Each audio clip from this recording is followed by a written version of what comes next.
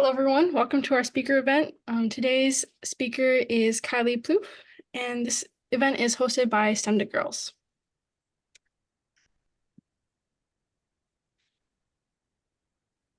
Just a quick notice, please do not record this screen or screenshot during this meeting because this recording will soon be available through our YouTube channel. And do not share the meeting link with anyone else. So STEM2girls is a student-led nonprofit that works to empower girls and women to pursue STEM careers by providing STEM-related workshops, resources, and opportunities. So the two hosts today are Ananya Davids, who's the Director of Programs, and me, Amal Hashi, the Director of Marketing. And a little bit about Kylie. Kylie is a third-year student at UW-Madison, majoring in chemistry and double minoring in math and Asian American studies. Kylie does research in the Gyn Lab and G Lab, for which she is on the nanoproteomics team. In the G Lab, she focuses on top-down mass spectrometry to analyze proteins and post-translational modifications. In the Gyn Lab, she synthesizes functionalized nanoparticles to enrich for low-abundant proteins. Outside of research, she works as an organic chemistry tutor and assists in teaching dental chemistry labs. As a chemist, Kylie has won a chemistry poster session with her research poster and is a co-author on 2 papers currently in the review phase. After graduation, she plans to obtain her master's and Ph.D. in chemistry. Yeah, and I can kind of take over here just to quickly go over what the GO Lab is. So the GO Lab focuses on a novel technique called top-down mass spec, and that's where we use mass spec techniques to study intact proteins. And then we study proteins metabolites from cardiac tissue, and we can look at their intact endogenous phase through mass spec techniques. And then in the Gyn Lab, he focuses on more materials chemistry. His lab has a lot of different disciplines like electrochemistry, and then what I do, material chemistry with nanotechnology. Perfect. So let's move on to some questions. So question number 1 is, how did you become interested in chemistry? So I took chemistry in high school. Obviously, that what got me interested in it. And I originally went to college thinking I was going to be pre-med. Everyone does. And then I realized that a lot of the times I actually prefer the chemistry in all my classes versus any of the biology. And I ended up taking Chem 115 here at UW-Madison. We do like general chemistry, but you do analytical chemistry, you do physical chemistry. And I realized that I just prefer chemistry a lot more than any other chemistry. I obviously tutor it every day, and then it's just something that I love doing. And I think that's something important when choosing a major is that you have to love it every day. And that is something that I want to pursue my whole life. So yeah. Yeah, I think it's really important to major in something that you truly enjoy doing, especially if you're going to spend years doing it. Yeah. And on a kind of related note, why did you choose to pursue your minors? Yeah, so the math minor is because I just am taking so many math courses because I'm a chem major, that I could just do a math minor by taking like one more math class, because I chose to take differential equations and the theory of linear algebra to support me in chemistry, because chemistry uses a lot of math anyways. And so I just ended up taking so many math classes that I can get a minor in it, and as well as I passed both my AP Calc exams and the AP Stats exam, so that helped boost me further along the track.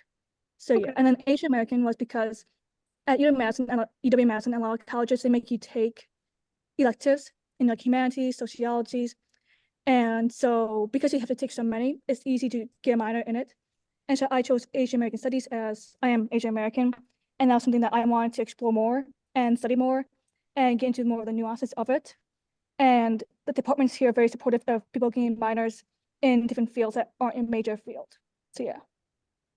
That's really exciting. It's really nice that you can explore a lot of different areas in college, especially those that aren't really related to your major at all.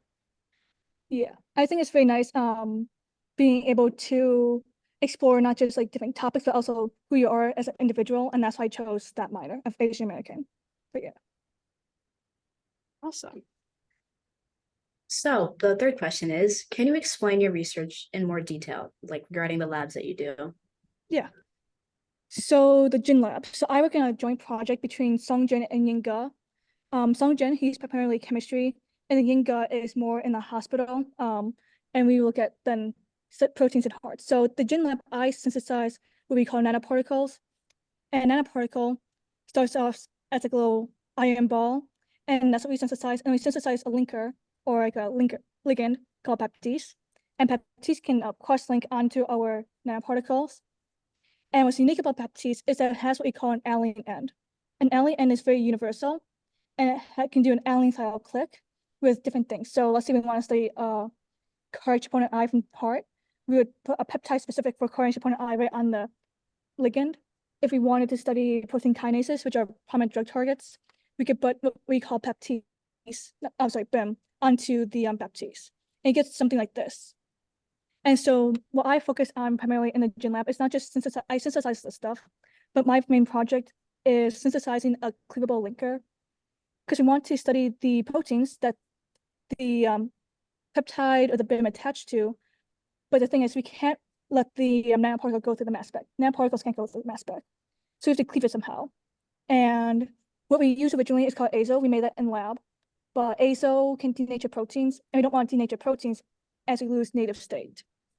So what I propose and what I work on is a cleavable linker. This is a chemical cleavable linker that I proposed in a Hildo proposal, which is like a research fund. I propose for the cleavable, but the key is you use a mild state to cleave a linker right here. And then what you get is that your nanoparticles here, it goes away, and you end up just having your protein onto like the BIM. And the BIM and the protein can go to the mass spec. So we synthesize that in the Gin lab, and we take that over to the gut lab. So the gut lab is located in the hospital here at UW-Madison. And we use our nanoparticles to enrich for proteins from human heart tissue. And because they're magnetic, they're easy to attract, and we can take out all the proteins we don't want. We can run that on like a mass spec instrument. So we use the FTICR. It's about a $2 million instrument that stays in the basement of the hospital. And what we can get is this very fine-tuned MS data or MSMS. And these peaks can make us can tell us like, what is it? Is it CAR troponin I? How many calciums are there? And that's very important in understanding endogenous state. And what we can do is like we can take these peaks, understand these peaks, and make what we call a CAD fragmentation map. A fragmentation map is made up of amino acids. So each letter here is an amino acid. And we can study this, and an analytical chemist can read this map and make a figure like this. This figure is a 3D figure of CAR troponin T with calcium 2+ ions binding to its domain site. And why is this important? This is important because depending on how many calciums are binded to CAR troponin, how many phosphorylated sites there are, it's going to determine closed or open state. And that's like, is the heart muscle contracting or it cannot contract? And this is important study when it comes to cardiac health, because CAR troponin is a key biomarker. And so this joint project helps to study these low abundant proteins that are very, very important to study, but very hard to study. And I think this paper in particular just got published in Nature, so that's pretty nice. So yeah. Do you have any questions? Yeah, I didn't think the two labs were connected, but no, I think it's great how involved you are in this and how it translates to, real life cardiac things. Yeah. Yeah, what you'll find, like if you were to have a joint research in any university, a lot of the projects, you'll find at least one project in each lab has a joint contributor. We do a lot of work with the Good Lab to where like I'm considered in both. But you'll see that like labs are always wanting to collaborate with different labs, because research spans so many different disciplines. You always have all these different questions that one lab can answer and a different lab can answer. And so you end up interacting with a bunch of different labs as you do research overall. And if you were to ever pursue higher education after undergrad, you would actually be mentored by a handful of different PIs in different fields. So yeah. That's really impressive. So obviously you're super involved in research, but how did you find these opportunities, and what has been your favorite part about them? Yeah, so, yeah, there we go. I think I did link a few links on how to gain research specifically at UW-Madison. So at UW-Madison, I took a course called Chem 115. So this was something you had to apply for after you got admitted into UW-Madison. They sent out an invite list, and then they get about probably 500 applicants a year, and then out of that they choose 25 students who apply, of the 500 who apply usually, to take Chem 115, and that's an accelerated chemistry course that teaches you not just Gen Chem but P-Chem, analytical chemistry, and at the end of your second semester in this course, you join a research lab. And this research lab is meant to get kids into research, explore different research disciplines in chemistry. And that's how I got into my lab. So that I just had to, one, for my class, and two, it's something I wanted anyways. And I think Chem 115 is a really amazing class. If you click on the link, it describes it more.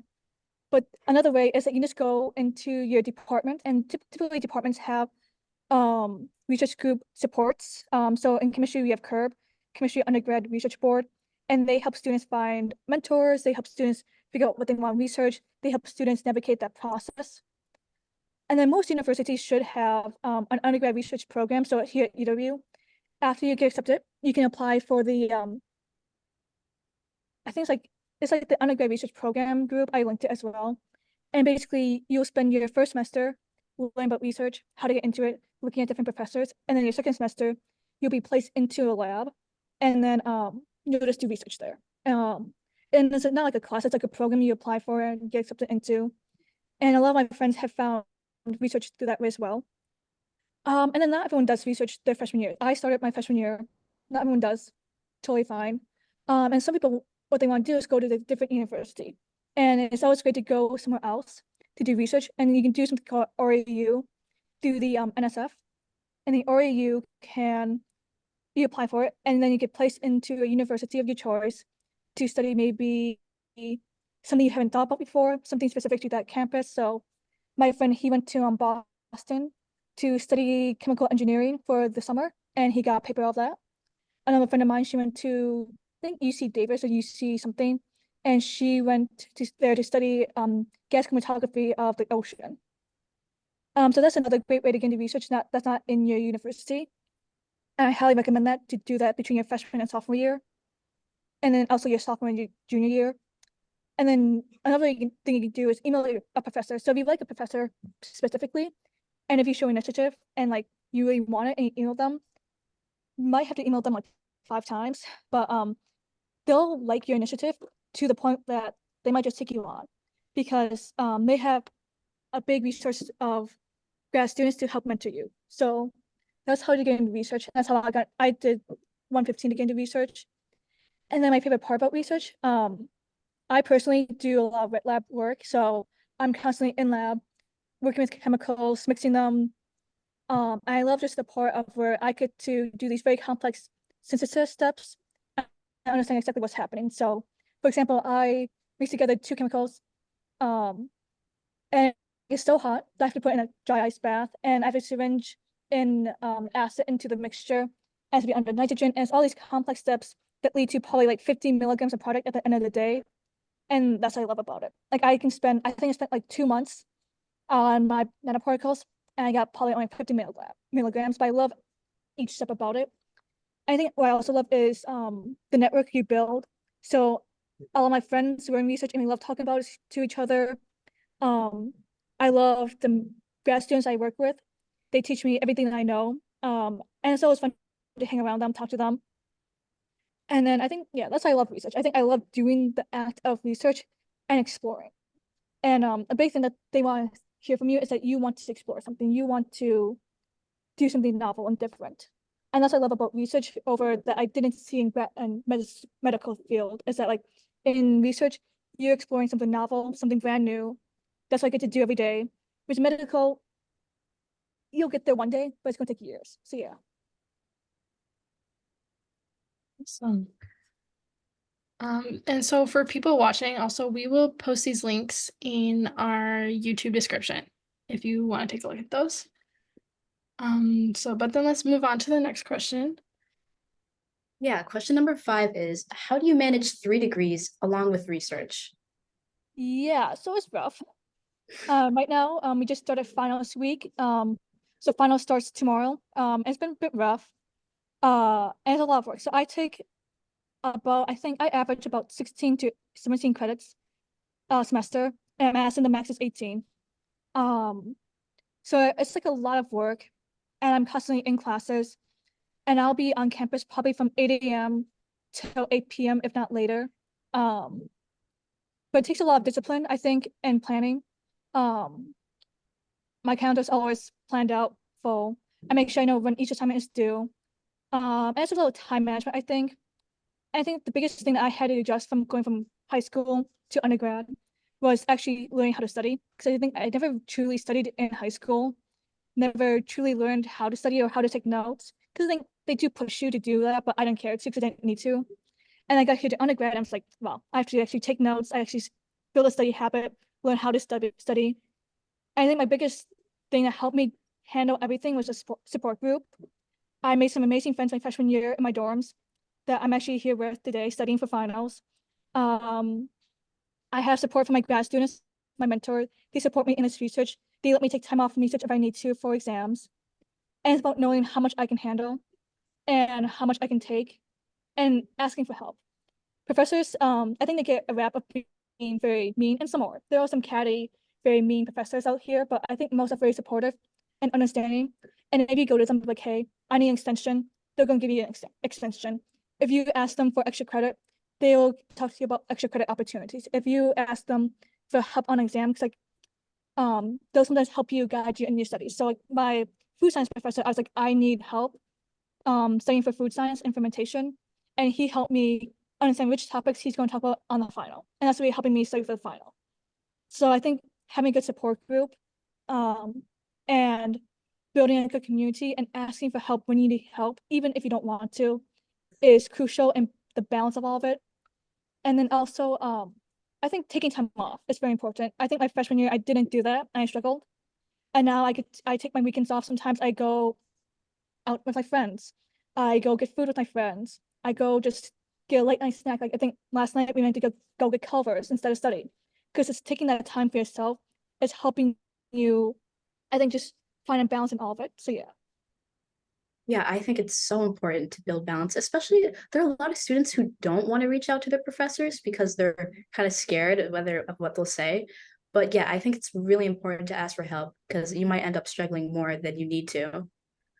Yeah, I think a lot of professors, they love to give time extensions. A lot of professors, they understand it's hard out here as an undergrad, at least here at Madison. I don't know. Sometimes they can get a bit meaner as you go higher up, like in the Ivies, I've heard. But at least here at Madison, they have a great community and sense of like helping the undergrads succeed. So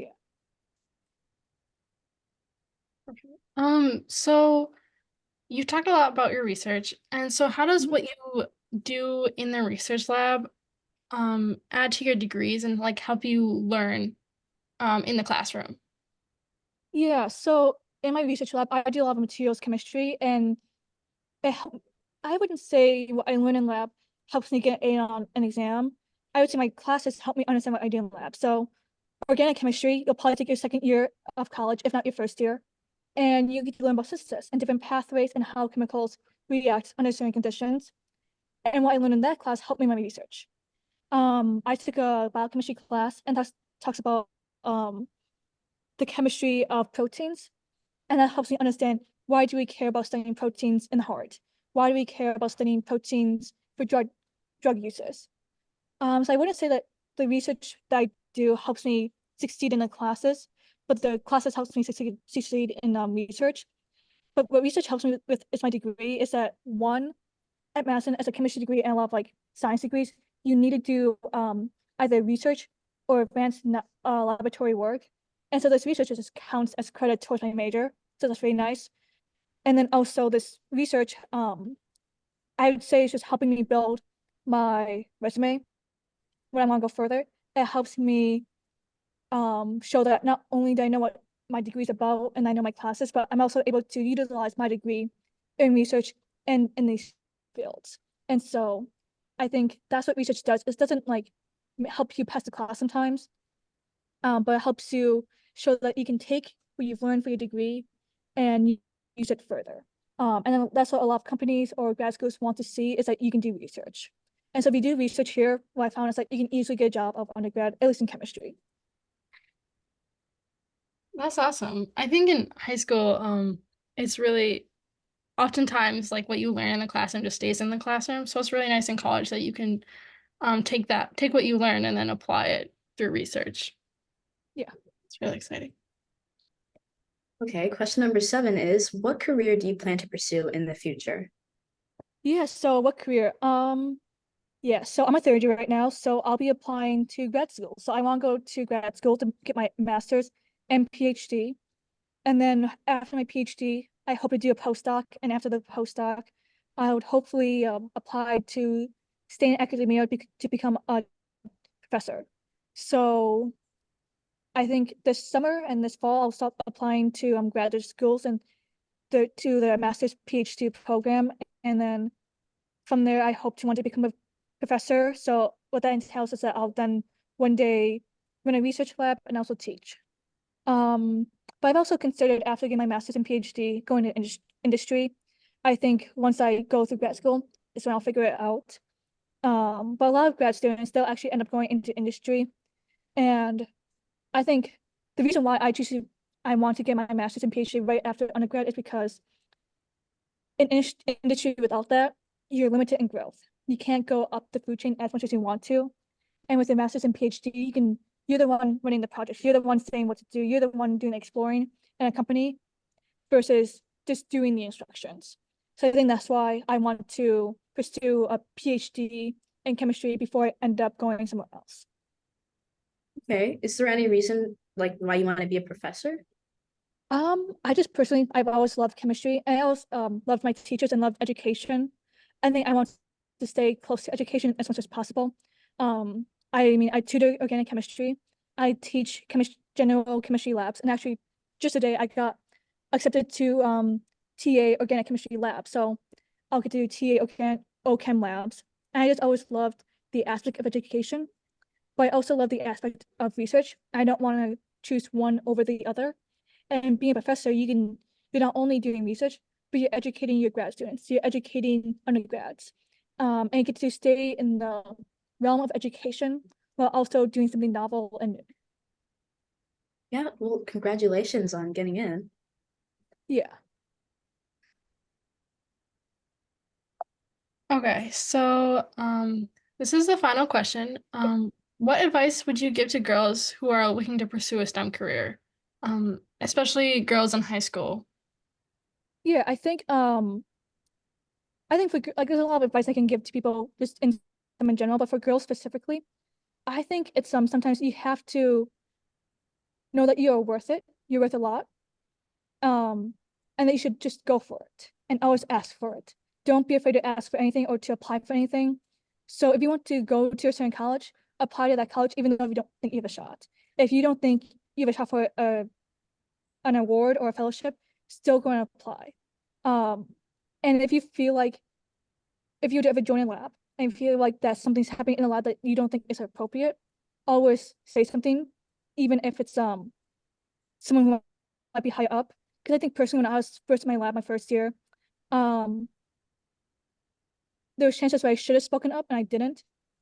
And I think as a girl specifically, no matter if they're a grad student or your mentor or an older undergrad, if you see something that's not appropriate or you're not sure, you should always speak up. Because I think that's just going to foster a more healthier environment.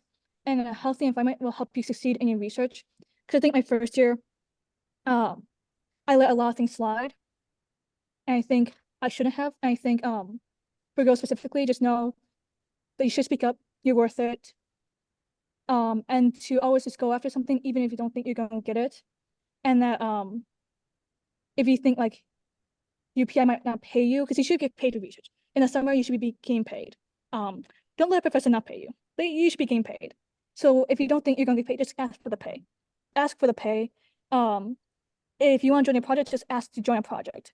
So that's my biggest advice for girls. It's like it's better to speak up or ask for something or talk to someone rather than not to. So yeah. Awesome. Well, thank you, Kylie, so much for coming and being our speaker today. We've really enjoyed hosting you. And so for all the people watching, you can follow us on social media at STEM2girls.org or on Instagram at STEM2girls. And we'll be posting this recording on our YouTube and our channel and on our website. So if you ever want to come and watch us again, you can see it then.